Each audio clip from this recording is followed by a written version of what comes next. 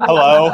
What's up, A to Z Sports Nashville? Easton Freeze with JT Runke here, live at the Landshark Bar and Grill in Margaritaville on Broadway in Nashville, Tennessee. And my heart is racing 1,000 miles an hour.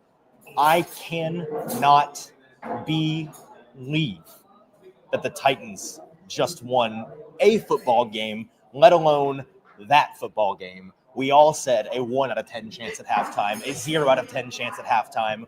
We all sat and were miserable for 45 solid, 50 solid minutes of football game clock. And they win in what is, I think, the most, I know this is prisoner of the moment, but I turned to you in the third quarter when they were still down 15 full points and not even close to in scoring range. One of the times they got the ball back and everyone was like, oh, good, they got the ball back. But the offense isn't going to do anything with it, so why do we even get excited? Before DeMarcado, whatever the one before that was. The point is, I said to you, I'm so scattered, that if the Titans won this game, which they will not, it will be the single most surprising outcome maybe of any sports game that I've ever watched, because of how little faith I have in this team right now. And so for them to go and do it and get to 1-4, for them to do it the way that they did it, on an interception turned fumble in the end zone turned touchdown, which is the dumbest thing ever. Actually, it's the second dumbest thing ever. The number one dumbest thing ever was Brian Callahan not going for 2 when they scored the first touchdown down 15 points. We'll talk about that. This team is so far from being off the hook. It's crazy. They are so on the hook for that performance. But they won, and as we've talked about for 450 straight days, JT, winning fixes everything. Winning is all that matters at the end of the day. And it's the only reason there's a smile on my face right now. We needed this game, I didn't want them to win as a Titans fan.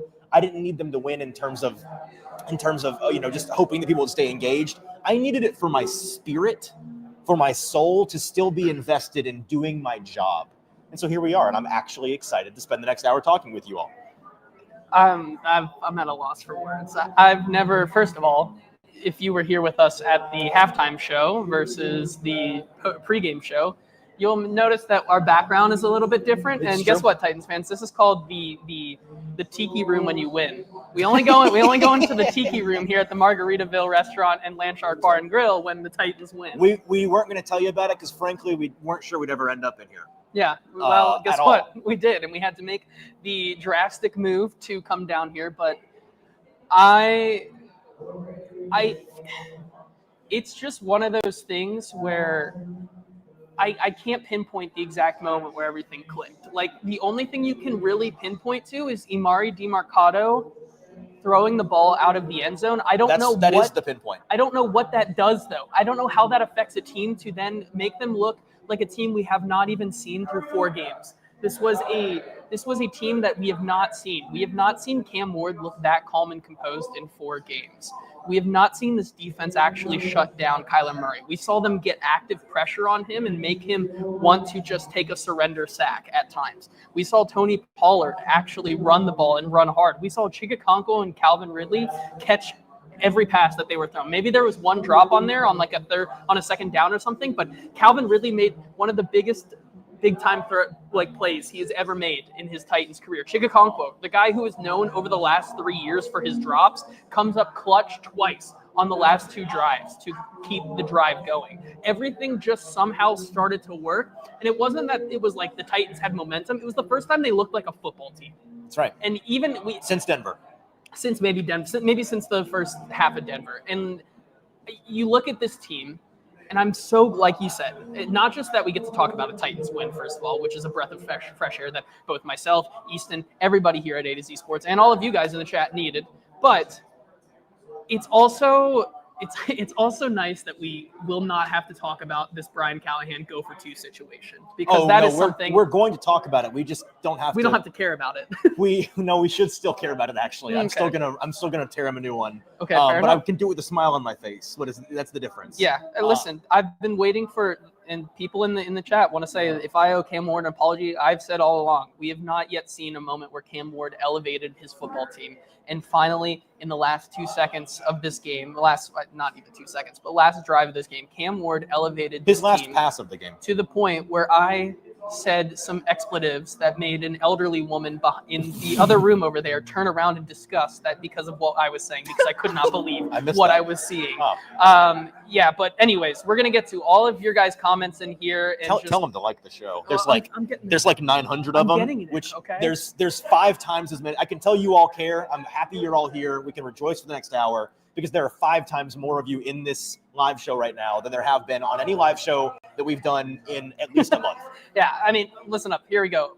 First of all, like the show. Make sure you're subscribed to the A to Z Sports YouTube channel. Make sure you guys are hitting that like button on Facebook. Make sure you are liked the Facebook page over there. Also, share it with a friend. That bottom right corner there. Make sure you hit that share button. Share it with a Titans fan who needed this win. And also, I see. Let's get this going, guys. Put the emojis in the comment section. Oh, is that Chat, right? Put them all in there. Drop a Zombieland celebration if exactly. you were excited about the Titans winning. Excited to get in here. We have so many super chats to get to, but first of all, we got to kick this thing off officially, so I'll let you do that. Yeah, we're going to break this whole game down, and I've already read these super chats. A fantastic way to start the conversation, I think, getting through you all super chats. And if you have something really important to say, by all means, drop a super chat. We will read it before the end of the show. But welcome into the A to Z Sports post-game show. Titans now 1-4 with a win over the Arizona Cardinals in extremely unlikely fashion. Our show is brought to you by the Landshark Bar and Grill, where we currently are on the 2nd floor of Margaritaville on 4th and Broadway.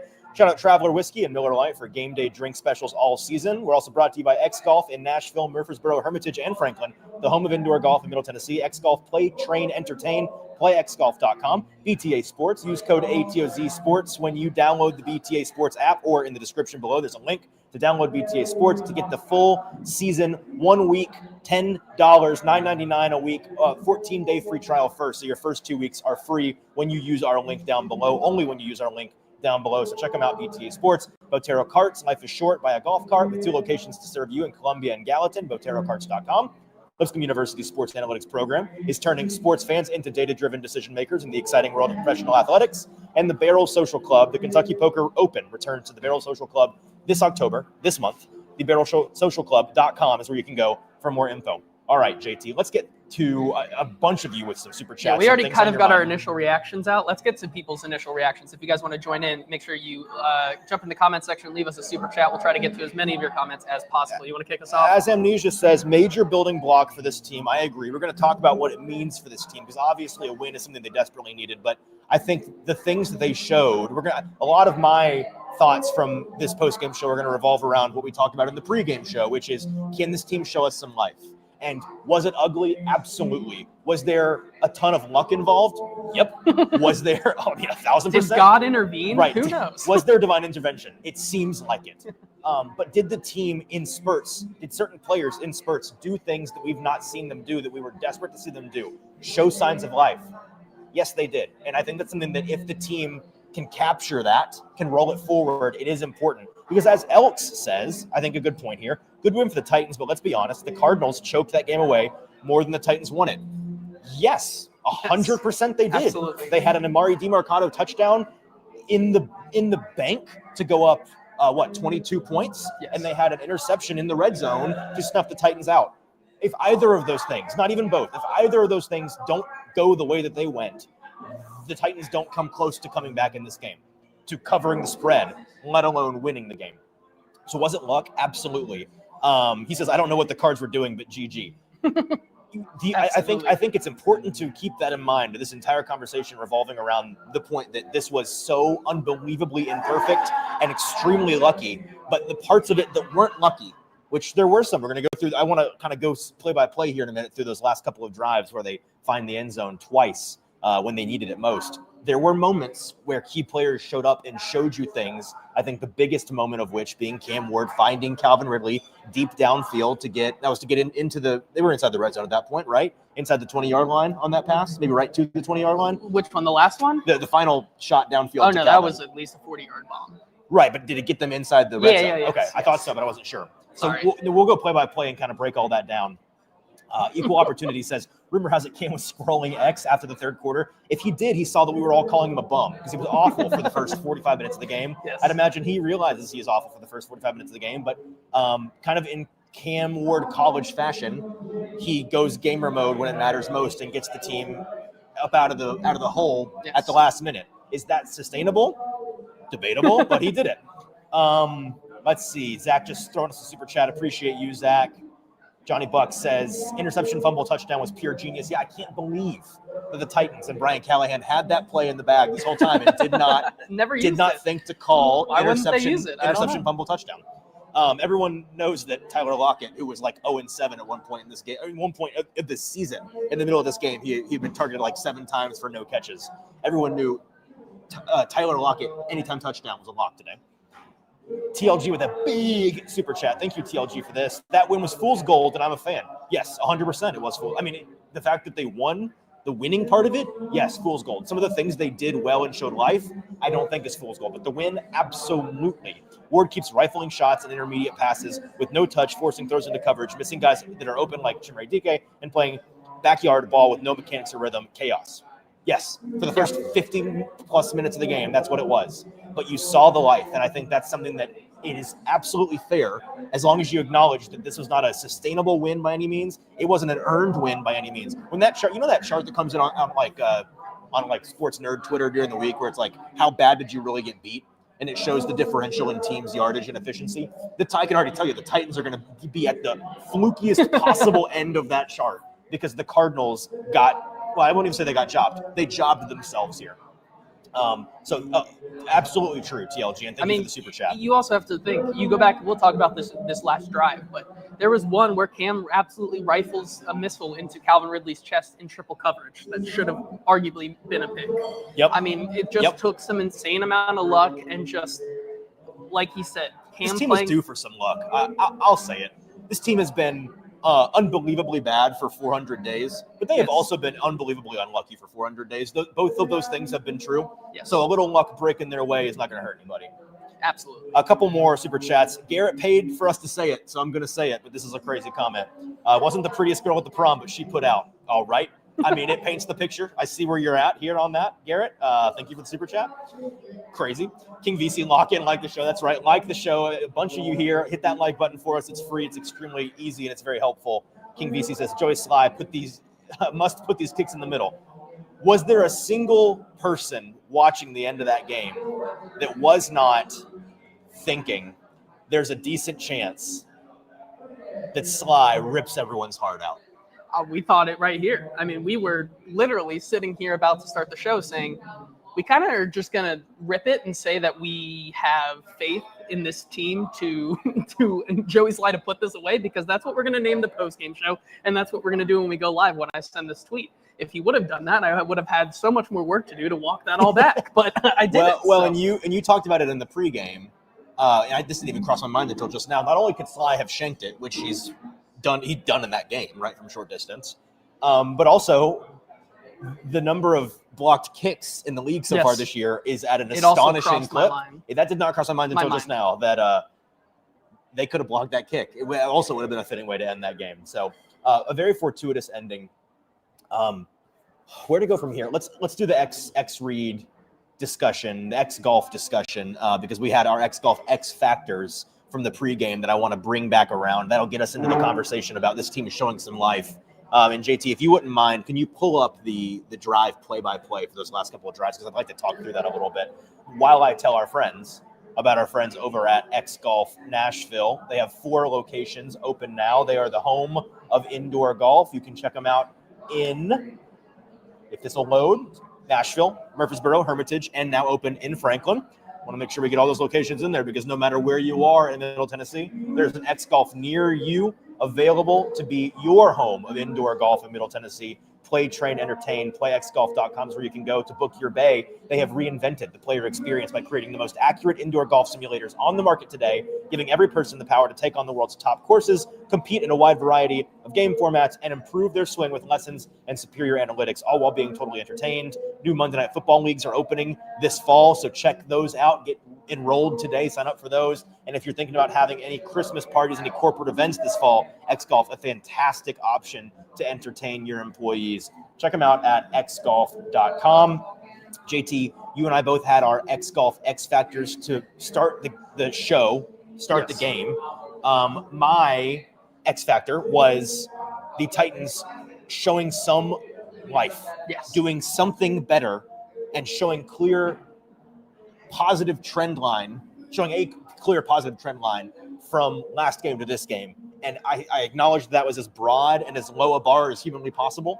Yes. I feel like despite the tomfoolery in this game, they accomplished that. They did some things better, and they certainly showed us life at the end of the game. So I think that my X factor was achieved. It was a big reason why they won the game. What was your X factor? My X factor was getting after Kyler Murray. And if I go here real quick, how much did Kyler Murray actually end up running for? Only 25 yards. Four Only rushes 25 for 25 yards and a touchdown, 6.3 yards per carry, a long of 12. So the Titans' run game in general, I mean, Amari DiMercato had 81 yards.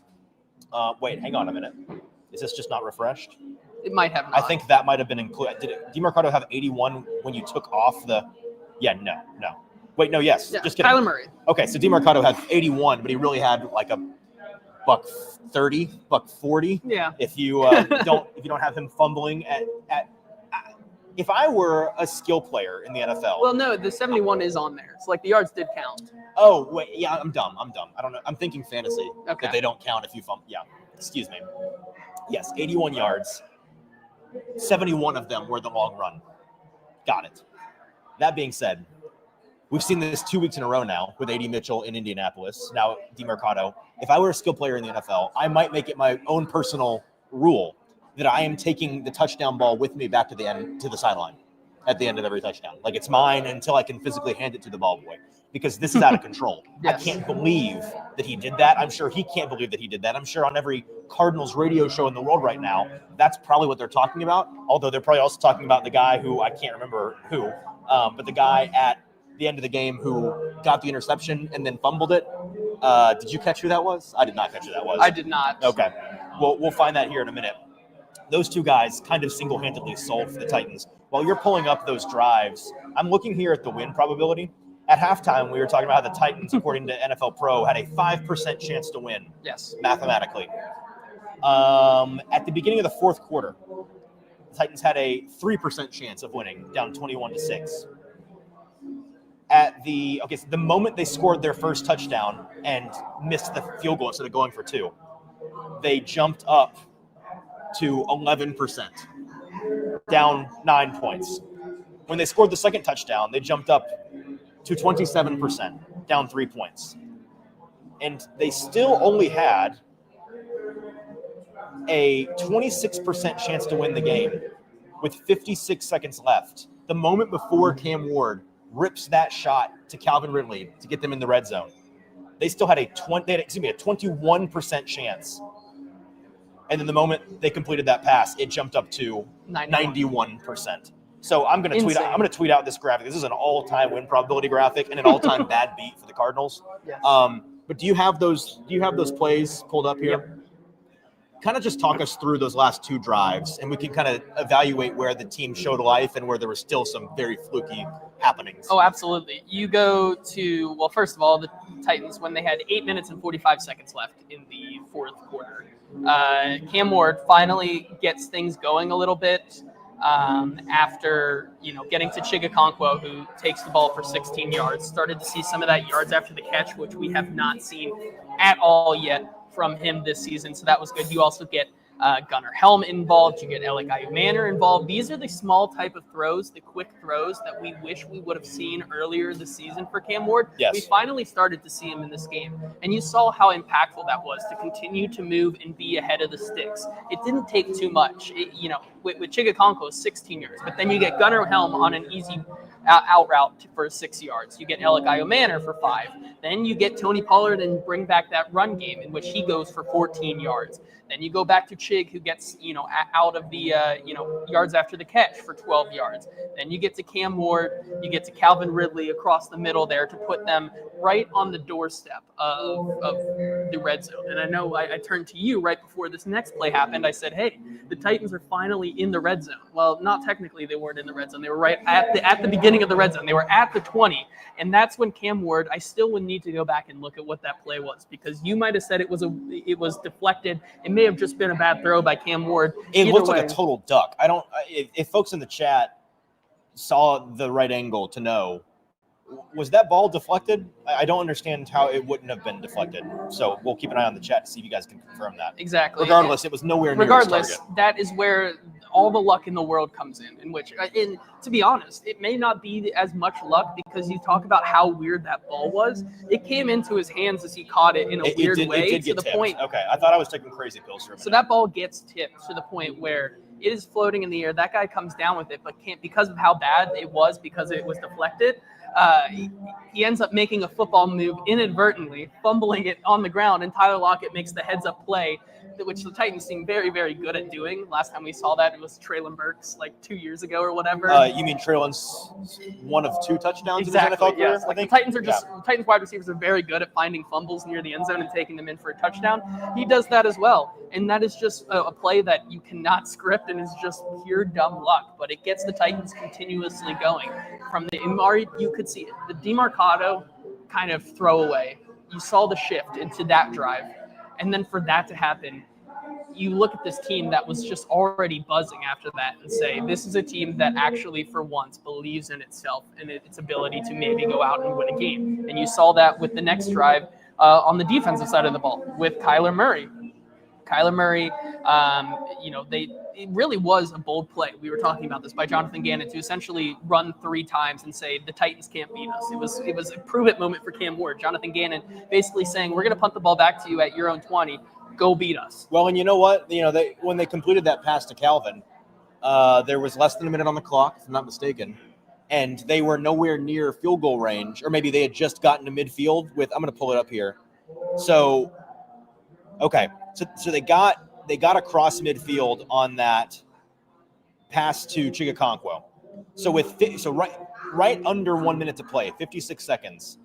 Incompletion on 1st and 10 to Calvin Ridley. The Titans are at their own 31. Gannon's decision to dare the Titans to move on offense, which was disrespectful. Fair play. Disrespectful, but fair, yes. Was working up until that point. There was less than a minute. The Titans had 1 timeout left. They were on their own 31. And then the next 2 plays are a 16-yard completion up the middle to Chig and a 38-yard completion to the boundary to Calvin to get them to the Arizona 15. That's 50 yards right there. That's 54 yards right there that I think none of us were expecting to see. The Titans move the ball like that. I'm even on the Chig completion, they get to midfield and I'm thinking, okay, here comes the Joey Sly NFL record attempt 67-yard field goal that they're going to have to be forced to try, and it's going to be ugly or somehow blocked, and it's going to be a deflating ending to the game. That Calvin play, I'm sure it's all over Twitter. I can't. I'm sitting here wanting to go back and watch it over and over to see how he got behind the defense.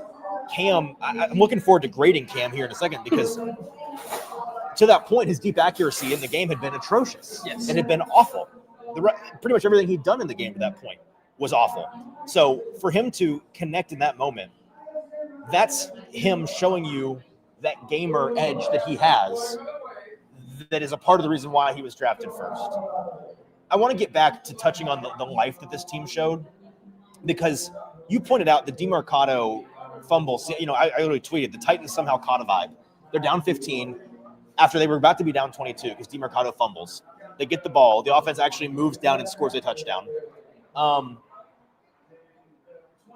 We saw things on those 2 touchdown drives and then on the field goal drive at the end. Those 3 drives. We saw things from key players that we hadn't seen before. And that's the biggest takeaway for me from this game. If this team is going to try to boomerang slingshot themselves with this momentum into the future.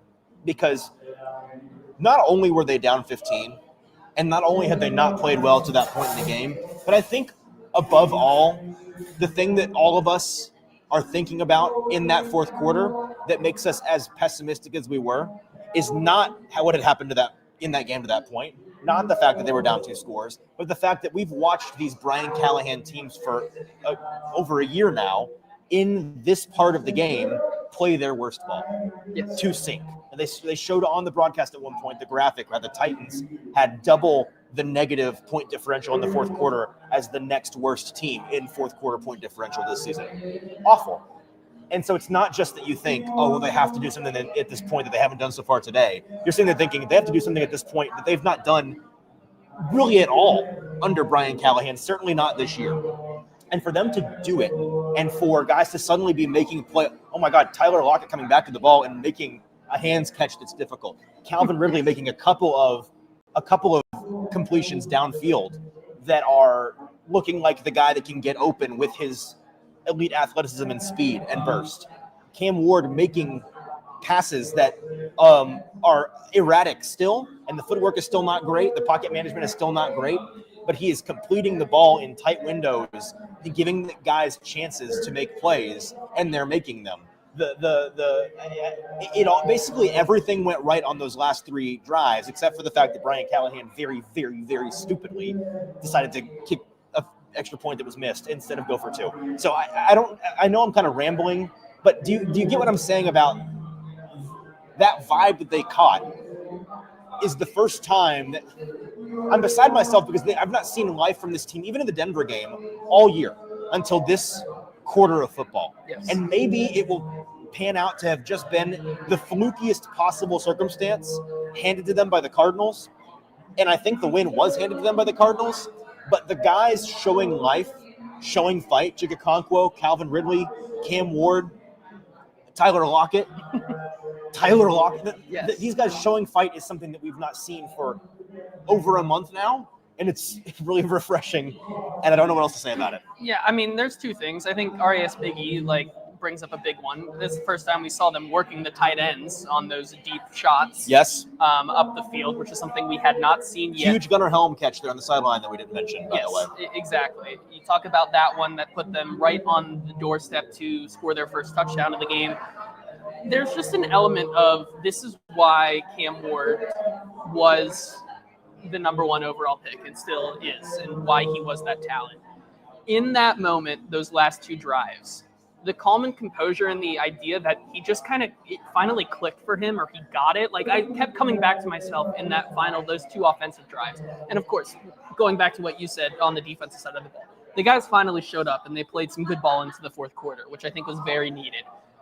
But you just saw Cam kind of get it. You saw him when the play kind of started to break down. He threw the ball away for the first time. He wasn't holding on to the ball too long. He kind of just let it go and stopped thinking a little bit as much as we thought he was before that. And it just kind of seemed to click for him. And I think that's something that, it was touted that that's the kind of thing that happens to him in those big game moments. And that's what makes him so special.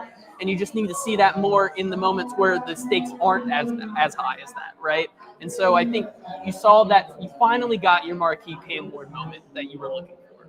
Yep, absolutely. And as JR says, it is sad that this is what we have to get pumped about. We deserve so much better. You are right, JR, and that's fair. So we kind of an impromptu 25-minute decompression session there, as I think both of us kind of rambling, unsure, clearly beside ourselves, not sure what to say. Probably the dumbest we've sounded on microphone this year, and we apologize for that. But I think you guys can appreciate the fact that this is as befuddling a result as possible. Now that we've gotten all of the ranting out of our system, let's play some games. Let's do some one word. Let's get to some quarterback grades. Let's get to some drive of the game. So let's start with where are we going to start here? Start with one word. Let's go ahead and send the question in the chat. What's one word? And get creative. This is a chance to use some fun positive words. I don't know how many positive word opportunities you're going to have this year, so get them out of your system now. What's one word to describe the Titans' win over the Cardinals? We'll hear from you guys on that here in just a minute. But first, let me tell you about our friends over at Botero Carts. Botero Carts, life is short. Buy a golf cart. They are a new sponsor here of the show this year, and we appreciate them because if you're looking to get a golf cart in the Middle Tennessee area, this is a full-service sales and rental dealership that is locally owned and operated with 2 locations to serve you both in Columbia and in Gallatin. They have great competitive pricing options. Carts start at $6,800. They're open 7 days a week. They have 0% financing for 36 months, 3 years of 0% financing. No credit option needed, no dealer fee, no credit card fees. Check them out. If you've ever wanted a golf cart, now's the time because life is short. Buy a golf cart at Botero Carts. Yeah, also shout out to our friends here at the Landshark Bar and Grill for providing us this space today, and also now in the Tiki W Hut, that's right. I'm calling it. The Dub Hut? The Dub Hut. This is where we go when the Titans win. All right, I'll send you the comments, JT. What are the one words the Titans fans are using to describe the Titans' win? B-Birds kicks us off and says exasperating, which yes. is a good one. I agree with that. Cristoforo says perseverance. King JP says happenstance. Shane Lee Gibbs just says straight up him. Sean with another one, lucky. Julius says disgusted, which don't know how you can be disgusted about that win, but Maybe he's a Cardinals fan. Maybe. Olgonzo says delusional. Dre says amazing. Perfection says finally. IR Hoshi says surprise, needed, finally, refreshing. A lot of basic ones, and then we get luck, fortuitous, resilience, relief. Amnesia with the good ones, spiritual. I think there was some divine intervention. Exactly. Luck, awesome, fluky, drunk. This game was drunk. It was. Hopefully, lucky, miraculous, needed. Trey, though, unsure. So a lot of luck involved with this one. I'm pretty sure that they got really lucky. Yes. You know what I mean? Unsure, I get what you're saying, but in the same breath, I think we all are pretty sure about the fact that this team can't do that against many teams in the league and win. Yes. Maybe the one next week because the Raiders looked as bad as you could possibly look today. But you doing that against the Texans or the Colts or the Jags? No. I mean, you saw it on the broadcast. If there's one team that this happens to over and over and over again, it's the Arizona Cardinals. This is true. So, JT, do you have a word or you want me to vamp with my word while you have a chance to think about it? I feel like I have a good one here. My word is providential because something that is providential is positive. It is fortuitous. And it feels almost like divine intervention. It was divine providence that led to this Titans win. But in all seriousness, I think this win was providential because was it lucky? Yes. Was it good process? No. Was it clean? No. But was it something that this coaching staff desperately needed? Absolutely. Was it something that this team desperately needed? I mean, JT, I was sitting here with you kind of out loud brainstorming the articles I was going to write this week. And I'm still going to write these. I'm just not going to write them right away because there's some positive things to say. I was going to write about how at 0-5, Jeffrey Simmons has every right and would be absolutely justified in forcing his way out of Nashville. And that might still be the case ultimately, but this is the kind of thing that can make the players who are busting their butts and doing everything in their power, of which there aren't a ton right now, frankly, but the Jeffrey Simmonses of the world, the veterans of the world that may be starting to lose faith or maybe starting to question themselves because they're not playing well, or the young guys maybe beginning to question the veterans around them that they lean to, they look to buoy them. This is a providential outcome for the spirits of everybody involved, Titans fans least included. Yeah, my word is going to be fanatical. Okay. This is only going to grow the legend of Cam Ward in the eyes of many fans. This is true. Despite, if you look past the last 8 minutes of this game, it was once again maybe the same level of type of game he played from last week to this week. Like, it was just bad. But that last 8 minutes is going to, once again, kind of remind people and remind fans that this is the guy that they took first overall, and it's only going to grow, I guess, the legend that a lot of fans have already created for him. So let's Austin also says, fun fact, three of the last 4 Titans wins, he hasn't been on the Game Day show, so maybe just don't come back. Yeah, we're going tomorrow's meeting, Austin, we'll talk through that. That's crazy though that he's been here for only the sadness, because 3 of the Titans' last 4 wins means that the last win he was around for was 1,000 days ago or something. Yes. So sorry for you. Let's we want to talk about Cam Ward and grade his performance. We want to talk about the drive of the game. Where do we want to go next with this? Let's talk about the drive of the game. Drive of the game. So what was the drive of the game that had the most impact on the final score of Titans-Cardinals? We'll ask you guys that in the chat while I tell everyone about our friends at BTA Sports. Better for Betters. We used BTA Sports every single week this season, and we will continue to do so because our friends over at BTA Sports are dominating the game with their advanced analytics model for sports betting. It's for serious bettors, for serious sports fans. Smarter betting starts here. Use our promo code ATOZ, or even better, use the link in the description of this episode to sign up for a 14-day free trial of the BTA Sports app. You can use it to inform your betting and make the money back that it's going to cost you once that free trial ends, just $9.99 a week to use BTA Sports. You can make that and then some if you use their modeling to your advantage. We love them. Check them out. BTA Sports, better for bettors. JT, I will send you to the chat. What is the drive? And I'd imagine we're all going to talk about one of three things here.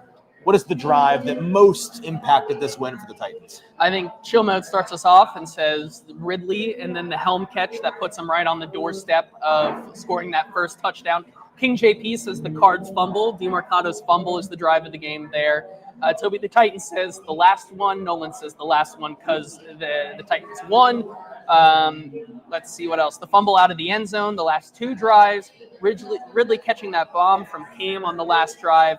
The Cardinals fumble, touchdown after the fumble. So once again, the Calvin Ridley and then to Gunnar Helm to set up the Tony Pollard run. Touchdown scoring drive, one of them, I guess, from Gareth there. Interception, fumble, touchdown, of course. I think that's a good one. Interception, fumble, recovery for the Titans touchdown. The last drive, says Paul Martinez.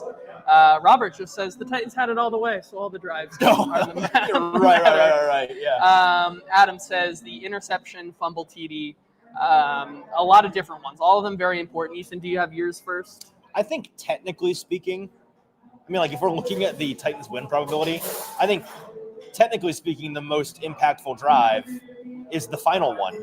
Because, again, that was the drive where they had from 21 to 91, they had a 70 percentage point swing in win probability in that final drive, and it pretty much all came on the Calvin Ridley deep shot. So I'm actually going to split them maybe three ways here. I think technically speaking, that was the most impactful. I think in terms of fortune, nothing comes close to the interception turn touchdown. But to me, the most important, technically not true, technically not the most lucky, but the most important drive was the first touchdown drive. So I'll kind of combine the DeMarcado run, fumble, turnover, touchdown drive, because that was where we all looked around like, how did the Titans catch this vibe? And in the football nerd community, there's a lot of talk about, is momentum really real? Is it measurable? And a lot of very smart people will tell you momentum's not actually real. It's not. You can't consistently point to it from a measurement standpoint. It can't be measured. Okay, fine, it can't be measured, but it sure as heck can be felt. And anyone who's ever been in a situation as a player or a coach will tell you unanimously that momentum absolutely is a thing that's felt. And on that Titans drive, you can't tell me that those guys, those playmakers that had been the opposite of playmakers for 19 quarters of the season, suddenly all turning into playmakers in the most important part of that game to start the momentum back in their direction, to capitalize on an unbelievably fortunate blown defensive assignment, 71-yard run that it should absolutely be a touchdown that puts this game out of reach.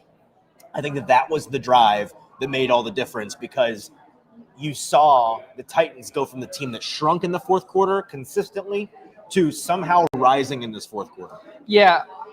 I took all your answers there. I'm sorry. Well, I think the most important drive for the Titans is not a drive the Titans had. I think I still do firmly believe that it is the Amari DeMarcado blunder. Sure. That Cardinals drive that would have put them up 22 points and would have had the sad, lonely Titans sulking back to the locker room to end that game. If that ball does not come out of his hands, if L'Jarius Sneed doesn't show, once again, L'Jarius Sneed really didn't do anything on that drive, except I guess maybe send that shiver down his spine to let go of the ball. He didn't get his hand on the ball or anything, even though it looked like he did. Amari DeMarcado just drops it out of the back of the end zone, which absolutely just changes all the momentum. That's where it starts. That's where that team started to believe in themselves again before. I mean, they'll say that they believe in themselves all the way, but I mean, when you were watching how were watching how they were playing, it was pretty low effort. You saw an entire switch up of their vibe and the energy they were bringing. I think for me, it is it absolutely is DeMarcado fumbling that ball that changed the entirety of the game. Fair enough. Well, let's talk about the rookie everyone wants to talk about, Cam Ward. A unbelievable day for him in terms of roller coaster performance. First 50 minutes, downright terrible. Terrible. And then comes up clutch when the team needs it. We're going to grade his performance, so we'll go ahead and send that question in the chat. How do you grade Cam Ward's performance for the Titans in their win over the Cardinals? While I tell everyone about our friends over at the Barrel Social Club. Real poker, real players. The countdown is on. The Kentucky Poker Open returns to the Barrel Social Club this month, this October. It's real poker, real players. The Barrel Social Club, Kentucky and Tennessee's poker destination. Check them out, located 45 minutes north of Nashville or 15 minutes south of Bowling Green. The Kentucky Poker Open Tournament Series runs October 2nd to October 12th, so there's still time to get in. They're in the middle of it right this minute. All week long, they'll be doing the Kentucky Poker Open. Features 12 poker tournaments with over $100,000 in guaranteed prize pools. Tournament buy-ins ranging for $250 to $600. Cash games will run every single day, and they reset every single day. So again, it is not too late to get in at the Barrel Social Club. Check them out. 12 poker tables, a bunch of money to be won. Go and join in if you're a poker player, if you want in on the fun, if you want on the action. Barrel Social Club is the place to do it. JT, what are the folks saying? I will pull up, real quick, let me pull up our reference guide from our trusty scribe here on the post-game show, who once again early this morning, Jack, doing a bang-up job so far. Jack, you're well on your way if you keep this up to us doing something nice for you at the end of the year. So keep it up, Jack. The grades so far this season. The first 3 weeks, everyone said C- except for Austin. He gave Kim Ward a C in week 3, which I think was too generous of him, but neither here nor there. In week 4, JT, you said an F, a failing grade. I said a D-.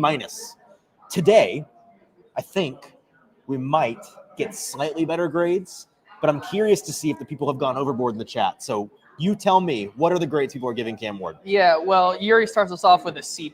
He was bad in the first half, but came through in the fourth quarter. D from King JP. C because of the first half, says Farsender. Guy Man, C+. IR Hoshi says C. D+, C. F- through 3. A in the fourth quarter, C+. From Anthony, C+ from Jack. Says he grew up late. C. B-, B, D, B-, C+, B-. He was bad, but you can't teach clutch. B-. And Pistol Grip says A+ with all of the Cam Ward emojis you could possibly imagine there. JQ's saying B-. Daniel Caribbean says A+. Ronnie C-, B+, C+. So maybe not. What's the average anecdotally? C+? I feel like C+ is right around the middle there. So here's his Cam Ward stat line: 21 of 39, 265 yards, hilarious, 0 touchdowns, 1 interception. That 1 interception has a crazy asterisk on it, but that's the reality. 53.8% completion percentage, a 64.6 rating, 6.8 yards per attempt. His stats were padded pretty significantly in those final 3 drives, but those were the drives that mattered. That was the winning time. That was the moneymaker portion of the game, and he showed up. Before we give our grades, JT, let me kind of talk through this with you. Okay. You know, I have a very rigorous grading scale. I have defined what each grade means, and a big part of my grading scale has to do with whether you were a tractor quarterback or a trailer quarterback. And I was listening to a podcast the other day, unrelated to the Titans, but it was talking about 1 month into the season, evaluating the teams in the middle and saying, are these the best good team, the best bad teams, or the worst good teams? You know what I mean? Trying to bucket into if the team's actually good or not, because they're kind of in the middle record-wise. I'm trying to decide whether or not that was the worst tractor quarterback game for Cam Ward or the best trailer quarterback game from Cam Ward. And if you're not sure what I'm talking about, tractor or trailer quarterback, I just mean a tractor quarterback pulls the team across the finish line. A trailer quarterback rides with the team pulling him, right? And so through a lot of their careers, I think an example of a really, really good, mostly trailer quarterback for most of his career was Jared Goff. Now, recently, I think he's ascended to a level where maybe that's a conversation. But for a lot of his career, that was the reality, right? Baker Mayfield kind of the same way, again, until recently. Do you think Cam today was more of a bad tractor or a good trailer? I think a bad tractor. Okay. I think so. That's how I lean as well, because I thought those last 3 drives were tractor drives. Yes. It was the quarterback dragging his team across the finish line. But gosh, was he awful the rest of the game. Yes. I agree with you. Okay, well then by that standard, by my own standards, I have to give him a B-. I think I'm right around there. I'm thinking him a B just because some of the A flat B. I think a flat B, mostly because a lot of the technique was still not great, but some of the throws were just unreal towards the end. Like if Cam Ward can start to make those throws at a footwork be damned or anything like that, if he can continue to play at that level, like that's a B quarterback for me. It's a testament to the impact on winning that quarterbacks have in the modern NFL. Because I think both. I mean, tell me if you disagree. I would say that Week 1 was his better day as a passer by like not close. Mm-hmm. And I would say that today was his better performance. Because I don't think in totality today's Cam Ward outing was start to finish as good as Denver. I do not. Probably not. I don't. But I do think his performance when it mattered most today was the best we've seen from him. Yes, it was unreal. It was the reason why. And it was just 3 drives. It was only 3 drives. If he can extend that, it's going to look a lot better for this team down the stretch. But that's why I give him a little bit more of a benefit of the doubt than just being a bad tractor, is that the throw to Gunnar Helm down the sideline, the throw to Calvin Ridley on that last drive, some unreal throws. The ability to finally get on time and throw through triple coverage, a laser that was actually a good placed ball, unlike some of the other ones we've seen to Calvin Ridley there, and it wasn't intercepted. I think that was also very, very good. But still, like, he does not get anything higher than that for me because of how bad the first 3 quarters were. Yep, I agree. Let's read some super chats before we get out of here. We're going to talk about an analytical view of this game as well. I'll tell you about our friends at Lipscomb Sports Analytics. But first, I want to make sure we don't neglect these super chats. So going to the super chats, Amnesia says, question, was this last drive Cam Ward play calling or was it Bo Hardegree play calling?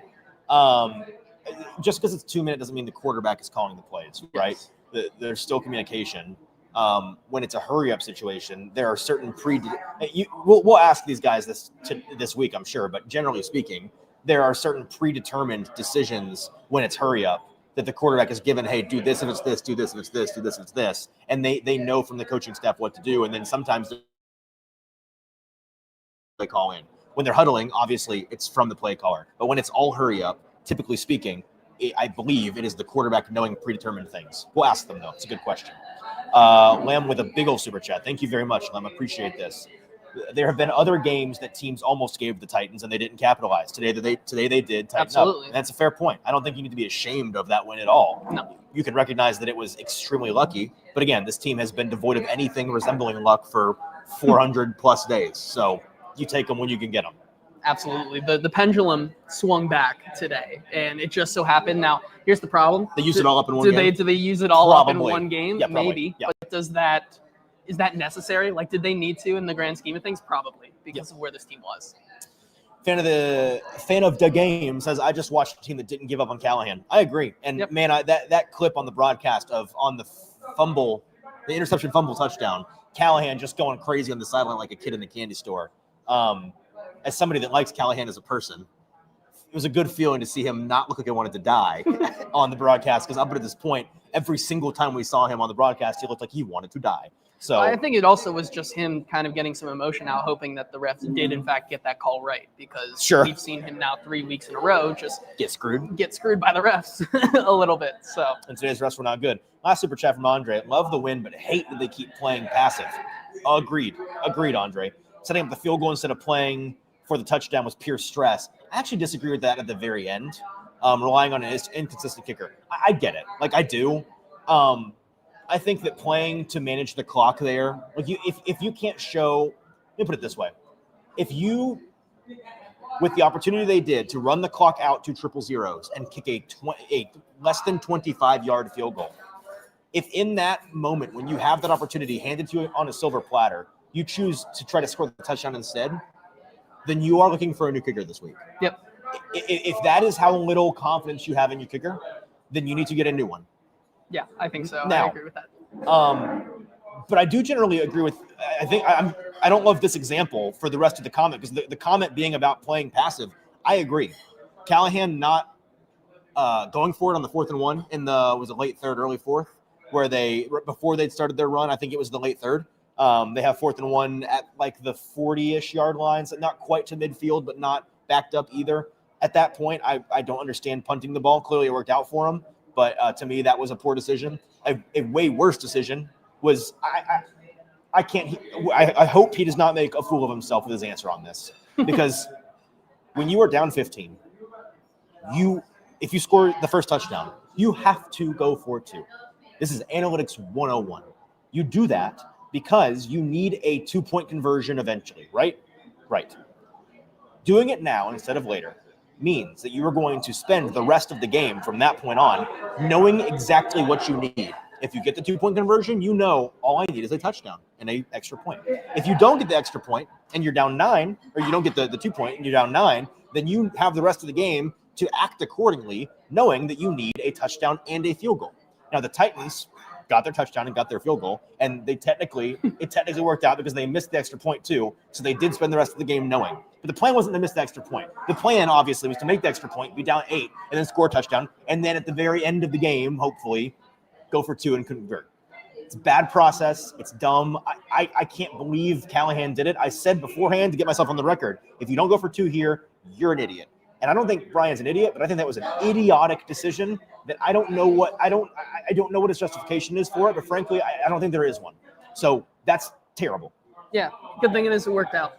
So I agree with you there. All's well that ends well. I hope we don't have to continue to talk about it. It is still concerning, though, that he's making these types of decisions without play calling, which I think is not great. And that still is reason to be done with him at the end of the season. But I think they can feel good about this. I will say, though, on the opposite side of the spectrum there, of that decision, you look at what he said earlier in the week about Joey Sly. Like, no matter what, I'm going to trust in him, and I'm going to send him right back out there, even if he does that. Kind of played out the same exact way right there. You could have easily saw him miss that chip shot and say, we have to go for the touchdown here, because if we do not, I don't trust Joey. You still trust Joey. Joey barely got it in, but he got the job done no less. And I guess that's a testament to Callahan on his word there and keeping, with Joey Sly and believing in him. All right, we're going to dive into one last topic here, an initial analytical view of Titans-Texans. What do the numbers tell us about this outcome? Titans-Cardinals. Sorry, I'm reading the script.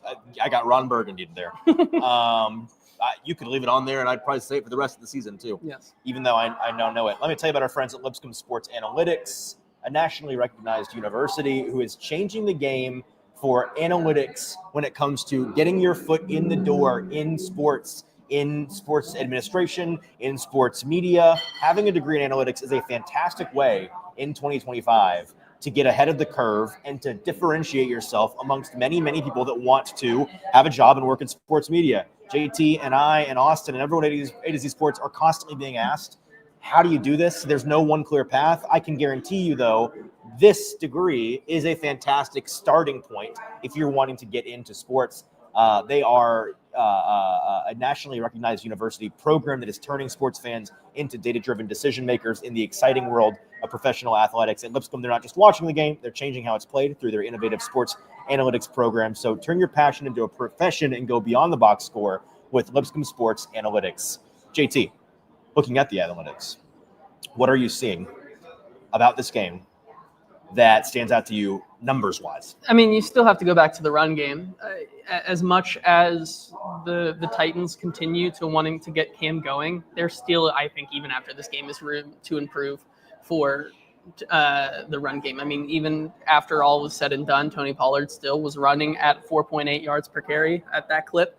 That's something they need to continue to rely on. I think, based on where they were in the game, it still was a very pass-heavy approach, but you saw them start to be ahead of the sticks. And when you do that, you need to rely on your run game. I think that's why you look at Tony Pollard, who outside of that fumble has been fantastic for this team, especially was today outside of that, once again, outside of the fumble. But, 4.8 yards per carry against that defense is manageable. It'll get the job done, and it'll let you control the game kind of how the Titans had them on their heels towards the end. How about this for an unsung unit for the Titans in this game? And, we talked in the pregame about how they were facing no juggernaut of a Cardinals pass rush by any means. Mm-hmm. But they were also down their starting right tackle. Best tackle. People keep saying, let's be honest, it's their best tackle. And the Titans offense allowed just 10, this is per Next Gen Stats, Titans offense allowed just 10 pressures on quarterback Cam Ward's 42 dropbacks, resulting in a 23.8% pressure rate, the lowest of the season, after allowing a 44% pressure rate in total for the first 4 weeks. The Cardinals pass rush recorded their lowest pressure rate of the season. So it wasn't just that the Cardinals are bad and this is what they always do. The Titans offensive line, without their best tackle, held them to their worst day. The defense averaged 3.13 seconds of time to pressure, their longest mark of the season. So the Titans did a very good job of keeping Cam Ward clean. Did it It's result not. in a bunch of great passing for 50 minutes? No, it didn't. But it is, I think, something worth crediting the offensive line down their best tackle to say, hey, I was asking for a step in the right direction in the pregame. That is a step in the right direction. And yeah, I mean, you go now 2 weeks. Maybe this was a lesser pass rush group that the offensive line was going up against. But you talk about Houston last week; they also played a lot better. This offensive line group is getting a lot better in a hurry. And if they can get J.C. Latham back, I think you're gonna. What does Bill Callahan do around here? He's a bum. He doesn't know what he's talking about. Sometimes things take time. Yes. Getting J.C. Latham back will be huge. I think this is a great way to put the bow on it. Amnesia with the super chat again. $2 says, today was definitely a Jesus takes the wheel moment. It absolutely was. I can't wait to spend this week breaking it all down because, boy, at halftime I was begging for there to be something to talk about. And now we have so much to talk about. We were lining up the guillotine to just go. I had never before solicited my Twitter following for ideas to write about this week, but I had gotten to that point. I do still think what each Titan has a Pop-Tart flavor is still a good one. Unfortunately, this team is not a juggernaut, so there's going to be some losing weeks in the future, I'd imagine. We'll save that for when things are down again. Okay. But this week, we're going to talk about the craziness of that game. We're doing it here. Keep it locked on the A to Z Sports YouTube channel tomorrow morning. Zach and Austin, finishing up his vacation or wherever he is. We still haven't heard from him. It's been 7 days. I heard from him on Friday. We just didn't that's you keeping me out of the way. He made it to his witness protection house. I see. Is he hiding from me? Is that what this is about? No, we got him out of the prison that he was in South America. Good. I hope that he gets back stateside soon and is able to return to his normal duties. Until then, it'll be Zach and I on the morning show tomorrow, and then Buck Rising for primetime tonight. So check it out. A lot of written content coming to AtoZSports.com, so check that out as well. Until tomorrow morning, have a genuinely great rest of your Sunday now that you can be happy.